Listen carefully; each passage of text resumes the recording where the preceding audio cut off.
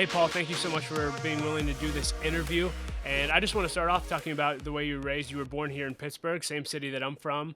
And you have really interesting upbringing. You were raised by a single mom and were a high school dropout and ended up becoming an entrepreneur. Can you kind of give us an overview of your upbringing and that story? Yeah, I can.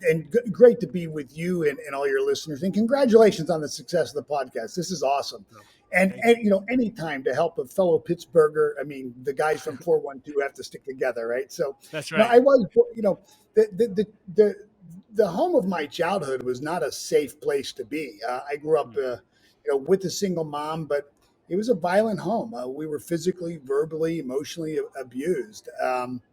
And as a result of that, I developed a stutter. I stamper today, but when I was really young, it was really bad.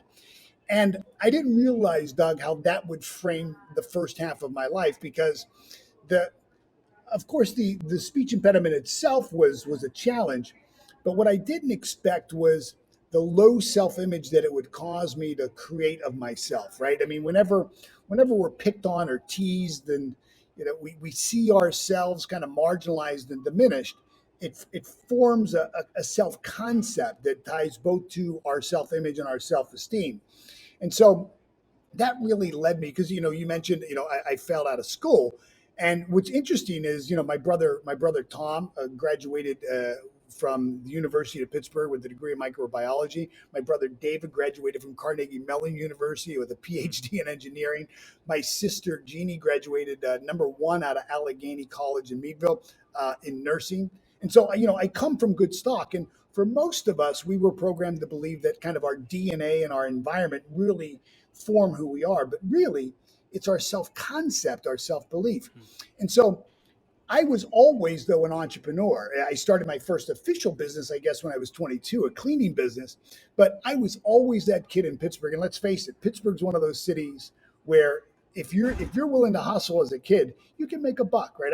I could shovel snow, I could rake leaves, I could cut grass, I could collect bottles. I sold peanuts in the strip district downtown. So, you know, I think we grew up poor as well. And so I think in that environment, the uncertainty of my own kind of safety emotionally and physically, and the poverty, poverty teaches you things, something prosperity never will.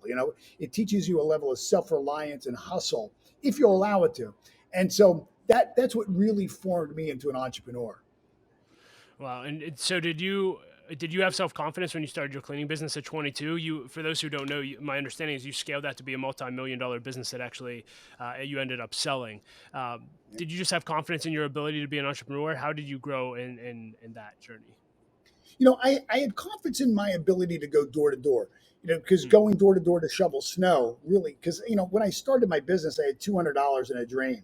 Right? I Hmm. bought a used vacuum cleaner. I bought some Pledge, some Windex, and I went door to door businesses asking if I could, be their janitor at night. And really, my confidence was so low. It's why I started a cleaning company. I figured, any dummy could clean a toilet, and I was any dummy. And I mean, I didn't have hopes and dreams of becoming Mr. Clean. That wasn't. I just needed to make a few bucks. And I remember in the South Side where I lived, when I was 17 and 18, I was cleaning bars on Sarah Street and East Carson Street late at night. And so I knew that service existed. And so, kind of, necessity pushed me in that direction. um, I would begin to gain confidence when I had my first mentor. I was 24 years old when my life changed. I was 22, 1988, when I started the cleaning company in South Florida. And one day when I was out cold calling to build my business, when I was in a place, Doug, of just struggle, like most entrepreneurs, I was on that wheel where you hire somebody and somebody quits, you get a new account and another account quits. Um, I was making probably 17 to $20,000 a year, and I walked into a guy's business who was, he probably was worth $100 million. His father was the chief legal tax accountant for Exxon Corporation. At that time, was the largest company in the world. He was a retired municipal bonds trader on Wall Street. His brother ran the trading desk at Shearson Lehman Brothers, and he pulled off a book from behind him, the book Think and Grow Rich. And he took me through that book, word by word, sentence by sentence, paragraph by paragraph, page by page, chapter by chapter, for the better part of 3 years. And in Think and Grow Rich, in the chapter on desire, it's the second chapter in the book. There's a formula. It's a six-step formula to building self-confidence, which is really, it's a goal setting process, but by having a goal, it develops confidence. And that's really where I think my confidence and certainty began to grow as an entrepreneur. Yeah. I know you've talked about Think and Grow Rich all the time. For those who haven't read it, what would you say are the top three takeaways for you that have impacted your life from the book? Oh wow, that's a great question.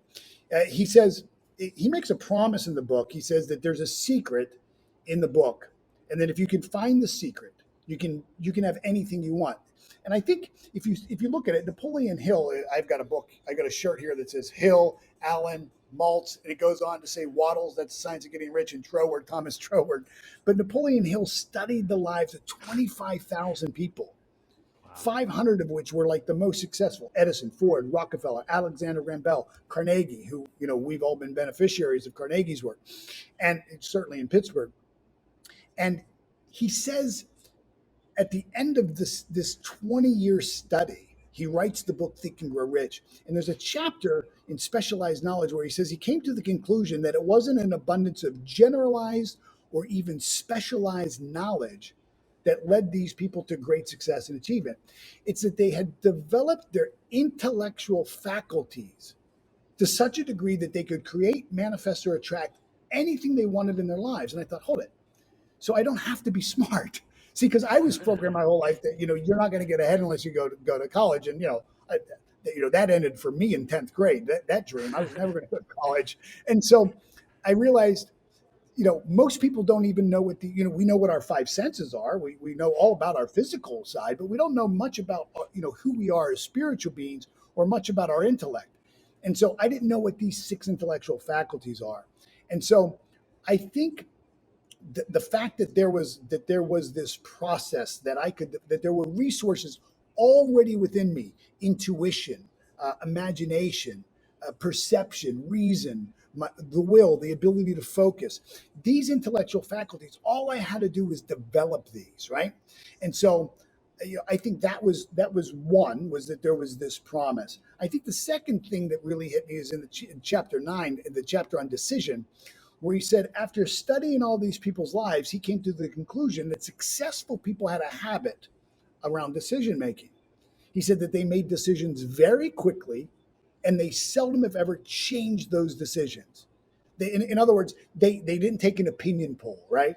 And they didn't wait for conditions and circumstances to change. When an idea came to them, they asked themselves one question: if I act on this idea, will it move me in the direction of my dream? I don't need to know how. I don't need to know where everything's going to come from. I have to start. And so that really helped me. So many entrepreneurs wait to start their website, wait to launch, wait for everything to be perfect. But if you look at one of the largest companies in the world, arguably Apple, it was the first to a trillion. They launch one of these things every, what, 2 or 3 years? Oh, every When year, they, every year. yeah, yeah, when they know it's going to fail, right? They launch it knowing they're not ready, and people line up for a week waiting to buy it, and they know they know it's not ready. They don't wait to be ready. They launch and they fix. I mean, that's the genius of Jobs, right? Steve Jobs was like, "We're going," right? And then I think lastly, the third thing was, it's a chapter that most people don't read or understand. It's the chapter on the transmutation of sexual energy. And basically what he was saying is especially for men, but not only men, but so many people leading into their early 50s waste so much of their energy. They're just creative energy. If you think about sexual energy, don't forget about the act of sex. It's just the creative energy. They waste so much of this creative energy chasing things that don't matter, that are not in harmony with their purpose, that lead to nothing. And I think what that did was it woke me up. It really woke me up to realize, every day I have to make decisions, and these decisions have consequences in my life. You talked a lot about, you build and scale in your lifetime multiple multi-million dollar businesses. You talked about advice for entrepreneurs is a lot of times just start knowing that you're willing to fail. I'm curious, speaking to entrepreneurs who may have a similar dream of, hey, I want to build a business, whether it's a cleaning business, a speaking business, a coaching business. For those who want to scale, what other things and advice would you give them as they start their journey, or if they're in the middle of it? Yeah, I think there's a couple of things. Is that you have to have. I think it was Drucker who said, "Fail fast, fail first, fail often." Right? You have to suspend the requirement of knowing how things are going to work. You, we don't know how to do anything, right? We don't know how to do anything.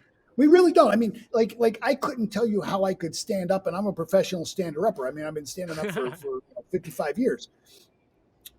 But what we do is we do something, and then we tell you what we did, right? So you've got to you've got to kind of have this just personal self fortitude that you're willing to take a risk. And what most entrepreneurs are risk adverse, and I believe that risk is a myth. There's no such thing as risk. Risk is just a perception of our lack of resourcefulness. And the Wow. moment we become aware that we're resourced, the risk disappears. Like, think about it. When a young child, wants to ride a bike, it's risky. They could fall, they could chip their teeth, scratch their knee, break their arm. And so they're afraid to get on that bike. But as soon as somebody who's at a higher level of awareness comes alongside them, and I know you do this work in your mastermind groups, where a group of people create a collective consciousness, a collective level of awareness, and all transformation begins in awareness. When that child gets somebody who has a higher level of awareness of the principles needed to ride the bicycle, in this case, hand-eye coordination, muscle dexterity, balance, when they introduce those principles to the child's awareness and fortify that with belief, all of a sudden their perception of their own internal resources increases. They realize, hold it, maybe I really can do this. That's how belief starts. Then they begin to test it. They act on the borrowed belief of another person. And by the end of the day, it's like, look, mom, no hands. And all of a sudden, what was risky at 8 o'clock in the morning is no longer a risk. It's the same activity, but the Yeah. myth of risk has been changed by the awareness of the resources within you. And here's a universal law that is absolutely true. It's based on the law of perpetual transmutation of energy. And it tells us that it would be universally impossible. The universe would collapse. It's kind of like, if the sun if the sun rises on the West Coast, it's a bad day for all of us, right? We got bigger problems. So one of the universal laws is that you would not be able to form the conception of an idea. Think about this.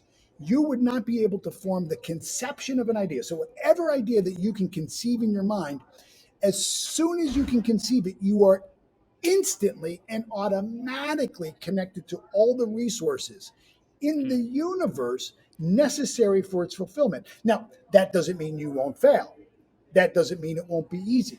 That also doesn't mean that you'll know how to access those resources. But what it does tell you is that that idea you have is not not just an idea of some future. It's an emerging future. It's a reflection of your potential. It's saying you can do this. When Edison had had the idea here for the light bulb, he had all the resources necessary to do it. Same with Jarvik with the heart, right? Same with the Wright brothers. The Wright brothers didn't have a pilot's license, right?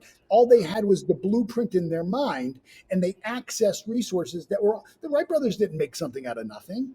Everything that was necessary for flight was already here. All the laws that governed space flight was already here. All they did was they expanded their awareness of their resourcefulness to tap into more ideas. And so this is the point, Doug.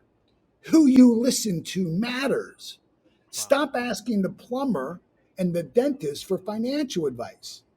Stop asking people who've never built anything, who've never risked anything, who've never created what it is that you want to create, what they think. Chances are they don't think. They certainly don't think the way you think.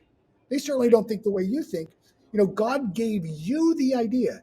God entrusted you this precious idea, and it's now for you to bring that forward. That's what desire is. Desire is the effort of an unexpressed possibility within you seeking to be birthed through you. Desire, to give birth to. That's what it means. Hmm. So I've heard you say multiple times in hearing you speak that, and I may word this wrong, but you say, "I'll never agree with your limitations or someone's limitations." Is that the quote? Absolutely. I will never make an Yeah, agreement with somebody's limitations. Never. and I'm assuming what you just explained is why, because limitations are not a reality. Yeah. Wow. I also won't argue. I also won't argue with you about gravity. Let's go. It's a So, law. yeah. So when you talked about Think and Grow Rich, clearly it's impacted you. You had that meeting with your mentor, changed your life forever, and then you got really interested in personal development. And my understanding again is that we just lost Bob Proctor recently. I know he made a huge impact on your life, but he had impacted you somehow, and you actually paid him, I believe, $300,000 Yeah. to train you and teach you how to be a speaker, leader, etc. Can you talk about that and then and shift that into the importance of investing in yourself? Because I'm really fascinated. Because I mean, I'm sure that fast tracked you versus everyone else who's paying $25 for his book, etc. Can you talk about Yeah. that experience? Yeah, well, in 1988, when Patrick Hayes gives me the book Think and Grow Rich, he introduces me to a program called Born Rich by Bob Proctor that Bob had just created. It was a video series, and I watched that, and I watched it for years. And then I had an opportunity to meet Bob. And I was, by this time I had become a multimillionaire. My cleaning business was very big, and I had a desire to start speaking and training people on how I had transformed my life. When you see a good movie, you want to share it with other people. When you go to a good restaurant, you want to share it with other people. I can't tell you the number of books, Think and Grow Rich books I bought. I bought, Hmm. everybody a book. I turned into an evangelist for the book. But the interesting thing is that most of the people I gave the book to, nothing changed in their life. But then again, they never read it and they were never mentored. So I understood the power of mentorship. So I had an opportunity to meet Bob, and Bob asked me. He gave me a proposal. He said, "Look, why don't you sell your cleaning business? Pay me $300,000. You can buy into my company, and I'll mentor you.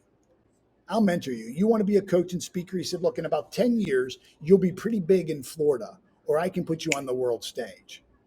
Hmm. And so I sold the company. And when I sold it, it was the largest sale of an independently owned cleaning company in the Southeast United States. I paid Bob Wow. $300,000. And for the next 4 years, I was business partners with Bob. What did that do? Well, I'm 56 years old right now. There are probably zero 56-year-old public speakers that shared the stage with Zig Ziglar 3 times, that Wow. shared the Yeah. stage with Wayne Dyer, Dennis Waitley, Jack Canfield, Mark Victor Hansen, Brian Tracy, Les Brown. I was business partners with Les. I mean, I worked with all these guys. I was in the green room with them. I was in the back of the limousine. I was at the front of the plane. I was at restaurants at dinner with them.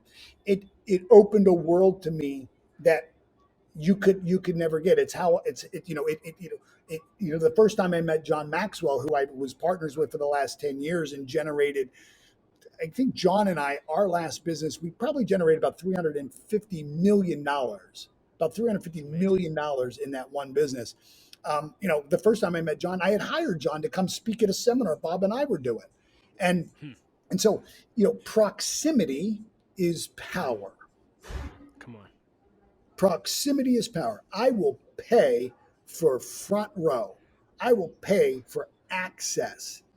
There are times, and I have hired people for $25,000 for a day just to sit down with them, just to get answers to questions that I wanted to learn. I remember when I Wow. had my first opportunity to speak in an arena. So if you're a public speaker, the first time you're at a church group, right? And maybe you're leading them in silent prayer, right? Yeah. Right, and then it grows from there, and it's smaller audiences, and then maybe you do, maybe you get to 12, and then it's 50, and then it's 100, and then maybe you get 1,000 or 2 or 3,000. But this is the 15, 20,000 people in an arena, and I had never spoken in that kind of setting, and I had never sold from the stage in that kind of setting. And the way these things work is they hire 6 speakers, General Schwarzkopf, or a retired president. There's like 6 people in the lineup, and you're one, and everybody gets up for an hour, and it's kind of like a Peter Lowe seminar. Everybody Yeah, speaks yeah. for an hour, and everybody makes a pitch. And I had never done it. And so I had hired somebody who had done it, and their fee was $25,000 for a couple of hours, and I paid it. I paid it twice. I paid it Wow. twice because I wanted to learn. And I'll tell you what, it's priceless. That first day, I sold $250,000 from the platform. So I mean, what an ROI, right? So Yeah. it pays to buy knowledge. It pays to not buy knowledge. They say experience is the best teacher, but truly it's evaluated experience. Yeah. And I don't have to have the experience. Somebody who wants to learn how to create a number one podcast should probably pay you to learn how to do that. I mean, because you know their next 100 mistakes. So talk to me about proximity is power. You've had access to some of these, and it sounds like you paid your way in. Is that the only way to get in with some of these names, is to pay your way, or Yeah. what other advice would you have to networking? Yeah, no. You either have to pay your way in, or you have to go. You have to go carry the bags. Yeah. Right? Open the Yeah. doors. Yeah.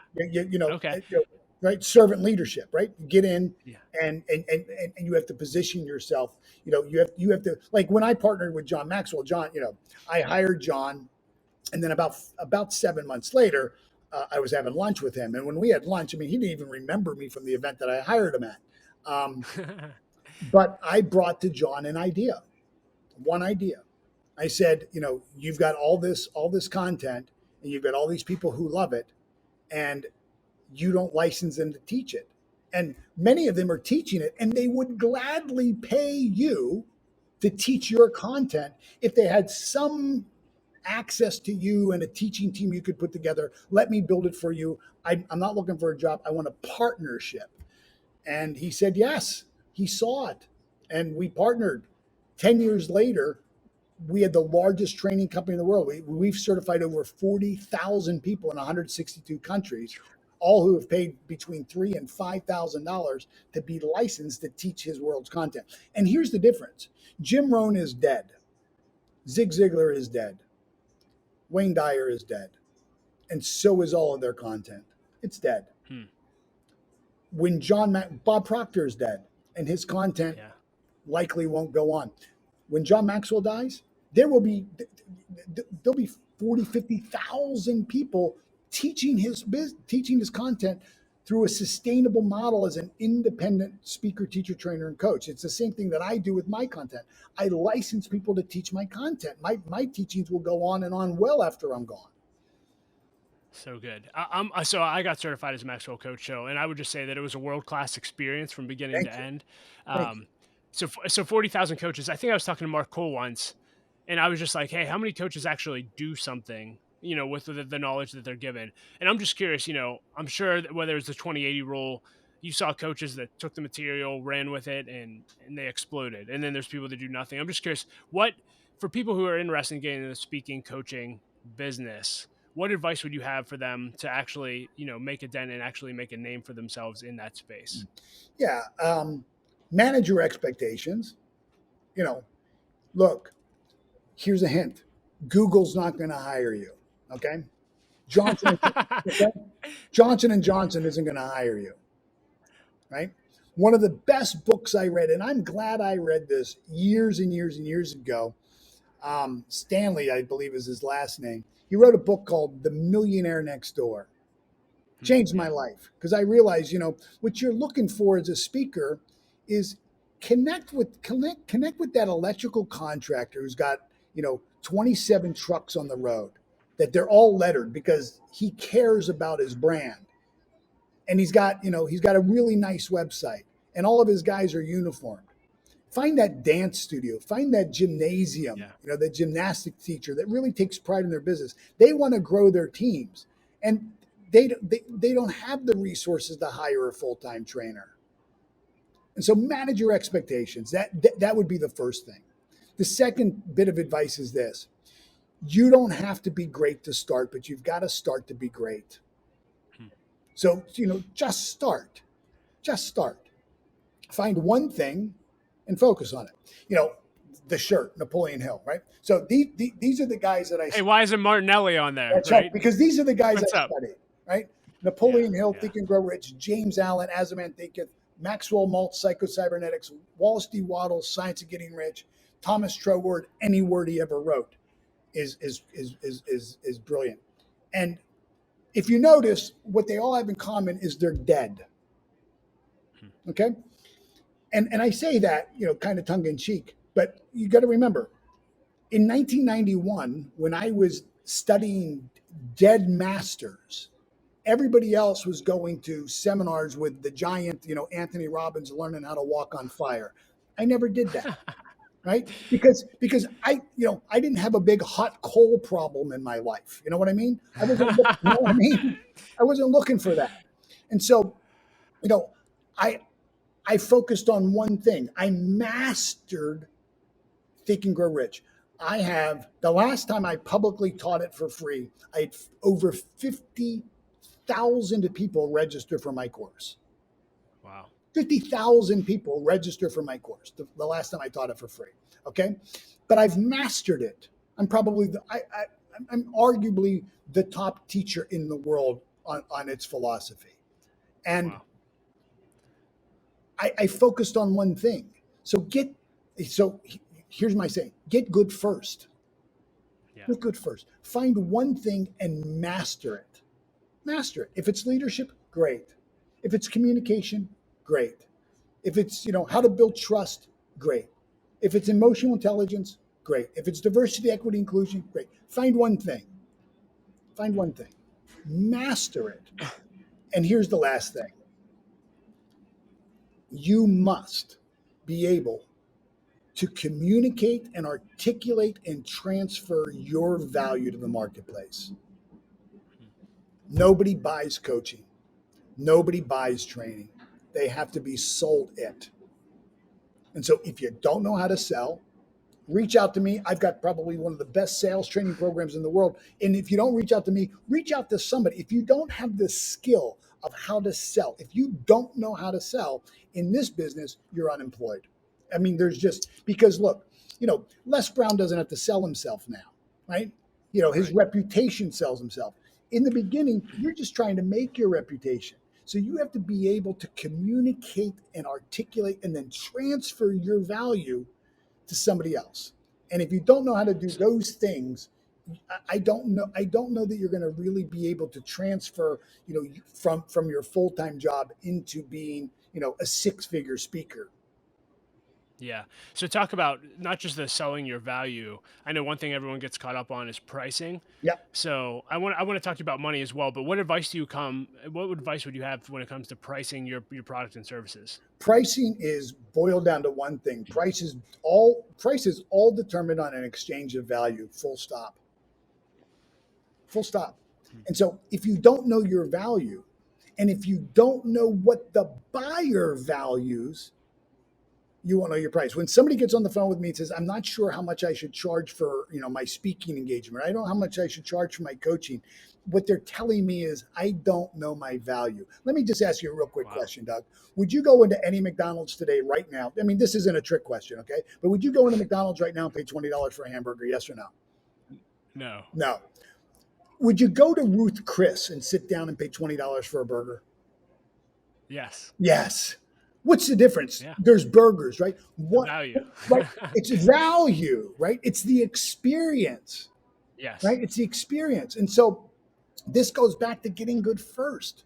And so Hmm. price is all about your level of awareness of your value and your ability to uncover what the client values.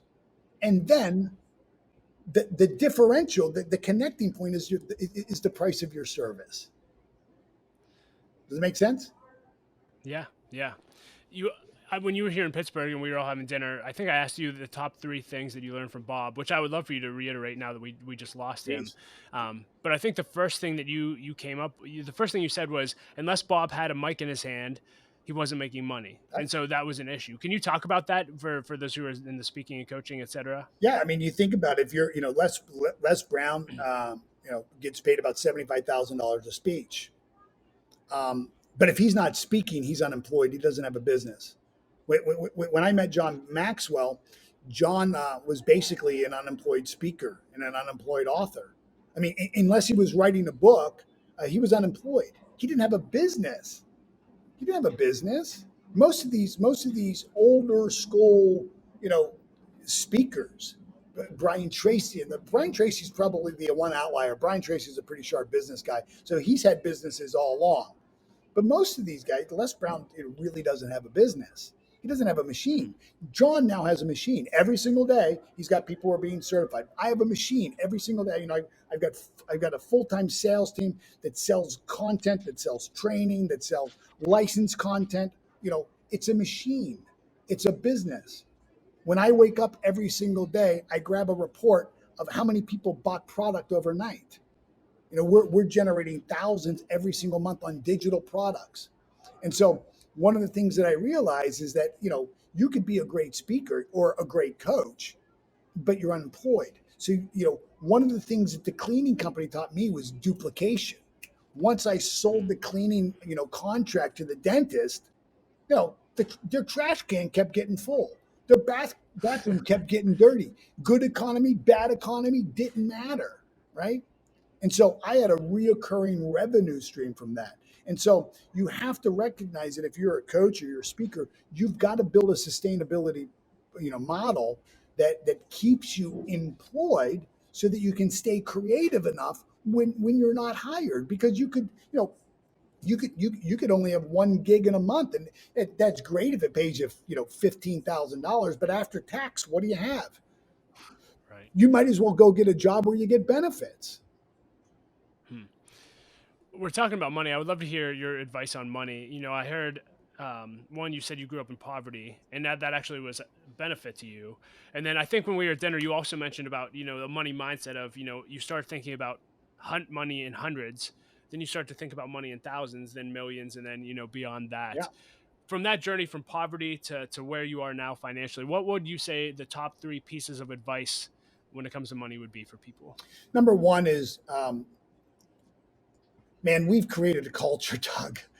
At the time of this recording, we just saw the State of the Union Yeah. by President Biden, and I don't want to. This isn't politics, but if I hear "pay my fair share" one more time, I think I'd take a bridge. I mean, um, we have to stop demonizing the rich. You and I are benefactors of rich. I mean, in Pittsburgh, we have Carnegie Museum, Carnegie Science Center, Carnegie Library, Carnegie. It's called Carnegie because he endowed it, he funded it. Yeah. You go to you go to Silicon Valley and you go to the Zuckerberg Cancer Center. Wake up!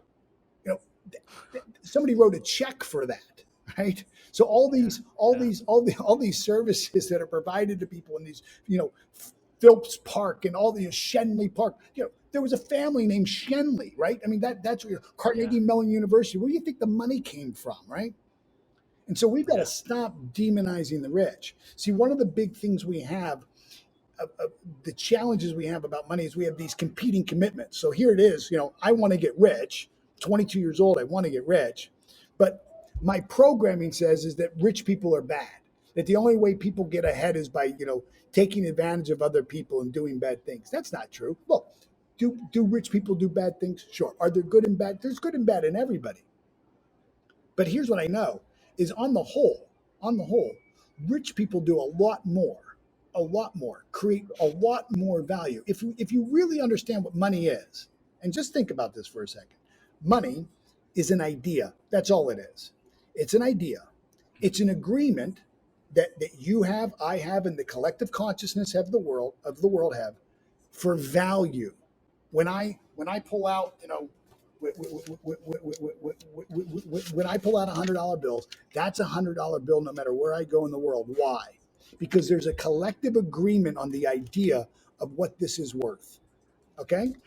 Now, that $100 bill is exchanged for value. I can buy food, I can buy services, I can buy products with this. It's exchanged for value. In other words, if there's no value, all of a sudden this $100 bill turns into a $1 bill really quick, right? I mean, Yeah. you're not going to pay $15 for a hamburger. Why? Because of the value. The collective consciousness doesn't match that. And so, if we understand that if money is exchanged for value, and it only is, as a matter of fact, wherever there is deceit, wherever there is corruption, wherever there is bad mojo going on, the first thing to leave is money. That's the first thing. Ask the Venezuelans. The first time there's a problem, money goes away. It's the first to leave the party. It won't be around where there's deceit. Not for long. I mean, Bernie Madoff made lots of it, but as soon as his deceit showed up, what happened to the money? Disappeared. It's the first thing to leave. So if that's the case, then money is exchanged for value. And if you've got a lot of it, that must mean you provide a lot of value. And if you don't have a lot of it, maybe you're not providing a lot of value. And maybe it's time you take inventory of what you're doing with your life. Well, Paul, I'd love to take a few minutes and take you through the lightning round. It's just a bunch of fun questions that I always ask leaders. And the first one is if you could put a quote on a billboard for everyone to read, what would it say? Um, if you can conceive it, believe it, you can achieve it. What's the best advice you've ever received and who gave it to you? Uh, Maxwell Maltz Psycho-Cybernetics in the book, where he said you'll never outperform your own self-image. The image you hold of yourself, you reproduce again and again and again until you change it. Best purchase you've made in the last year for $100 or less? Best purchase I made? Yeah, for $100 or less. There's a new kind of shoe called Allbirds that came out, Okay. and I bought a pair of Allbird shoes, and they're really good, really comfortable, great arch support. You've talked about a few books throughout the course. I'm sure you would name Think and Grow Rich as the top book that's influenced you. Are there any others that come to mind that you'd want to share with our audience? As a Man Thinketh by James Allen, Psycho-Cybernetics, and all of these are the original text. Don't go buying the ones that other people kind of take in the book, right? So don't buy Maxwell Maltz with Dan Kennedy, right? So you want James Allen, published in 1910, As a Man Thinketh. Napoleon Hill, published in 1937, Think and Grow Rich. Maxwell Maltz in 1960, Psycho-Cybernetics. Science of Getting Rich by Wallace D. Wattles, I think was published in 1910. Wow. You've gotten to spend time with some incredible leaders on the planet. I'm sure people would love to. I'm curious, when you get a lunch with a John Maxwell, do you have a go-to question or two that you always ask in those meetings? I usually ask them what they're thinking about right now, because the historical achievements. I can go to Wikipedia. I want to know, right? I want to know, because these kinds of thinkers are on the bleeding edge, right? They're on the bleeding edge, and they've got access. I mean, John's got access to the Supreme Court, to presidents. I mean, he's, so I want to know what what are they thinking about right now? What are they, they can see around corners. What do you see coming? What do you see about where the world is going? I asked them to play the futurist. So what does Paul Martinelli see right now? Well, I think a lot of chaos right now, and I see a lot of dissension right now. And I'll be very honest, Doug. Prior to COVID, I was on the road 2 or 3 weeks a month, and traveling all over the world. And I've been more concerned about our country in the last 18 months than I've ever been in my life. I think that we are under assault on our freedoms and our democracy. And I think liberty is under attack. And I think, the quote that the only thing for evil to prevail is for good men to sit back and do nothing is screaming right now. And it Wow. scares me when I see what happens in Canada, um, and it's accepted. It's just really scary. Yeah. What's your greatest leadership pet peeve? Um, you know, you know, politicians who pass mask mandates and come to Florida. I live in Florida. You know? So they all come to Florida and party on our beaches while their people are, you know, locked down and masked, and they're all on our beaches, having cocktails and doing the limbo. It's a good one. Yeah. You've gotten to travel over the world. You can pretty much have any experience that you want. I'm curious, what's something you've done that you think everyone should experience in their Go lifetime? to a Michelin, a 3-star Michelin restaurant. Do you have a favorite? Yeah, well, De La Brea is in Holland. It's the number one restaurant in the world. Malise, Wow. Malise in L.A. On Santa Monica Okay. Boulevard, one of the best. Per se in Columbus Circle, New York. Okay. It's my goal to eat it. Thanks for It's my goal to eat at all of them. how many are there and how far along in that We're goal about are you? 165. I've been to 23. Okay. Are you gonna make it? You gonna hit them you all? know, I'm trying, man. You've got it. You've got, they're hard to get into. Uh, and so I've worked my leverage to be able to get into them. There's one in DC called Bar by Chef Jose Andre, which is fabulous. He has one in the SLS in Beverly Hills called Bazaar, which is Hmm. and Sami, which is unbelievable. And most of these only seat 10 people, right, or 30 people. So they're hard to get into. They're $700 or $800 a person. With a wine pairing for dinner, but if you really you owe it to yourself to just experience the best the world has to offer. It's a 3 or 4 hour Yeah. meal, and it's the best of everything: the best service, the best eating utensils, the best food, the best ingredients, the best presentation. It's spirit of opulence.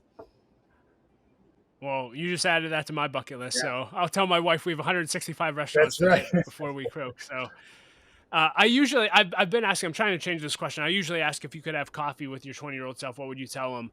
But I'm curious: is there an age that you wish you could go back to and have coffee with yourself at that age? Because if you would have intervened and told him something, Yeah. that it would have made a significant Yeah, impact. if I could go back to when I was, you know, 22, 23 years old, when I was really in deep struggle, right? All of my demons were coming up because I was trying to break free from my old self, right? And so, Hmm. Wow. as you're trying to break free, it's the caterpillar and the cocoon. It's a painful struggle of a process. And as you move out of your comfort zone, out of the zone of your own knowing, every fear is realized. You have to break that boundary. The old you must die in order for the new you. Life is a fight for territory, Wow. Doug. Life is a fight for Hmm. territory. And if I could go back Wow. to myself and say, it's going to be okay, and just give myself some peace that, you know, all of this. Genevieve B. Rand wrote a book, Your Invisible Power, and she says in the first paragraph of the book, she says, when your understanding can grasp your power to visualize your heart's desire and hold it with your will, you will attract all things requisite for the fulfillment of that picture. She doesn't say all good Hmm. things. In other words, all Wow. things are necessary. I was embezzled, in year 7 of my business.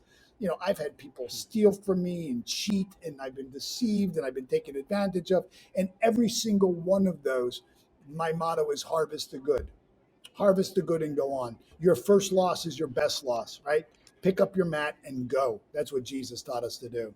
And it's probably singularly one of his best teachings, right? Just pick up your mat and go. Yeah. You don't stay in the conditions and circumstances of your woundedness and brokenness and disability. Pick up your mat and go. You've been healed. So good. And then, you mentioned several times throughout the interview of heroes that you had that impacted your life that are dead. They're no longer here.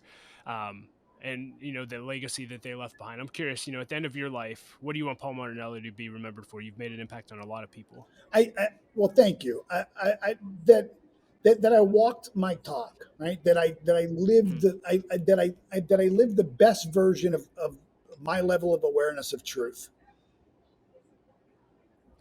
Anything else you want to leave leaders with today?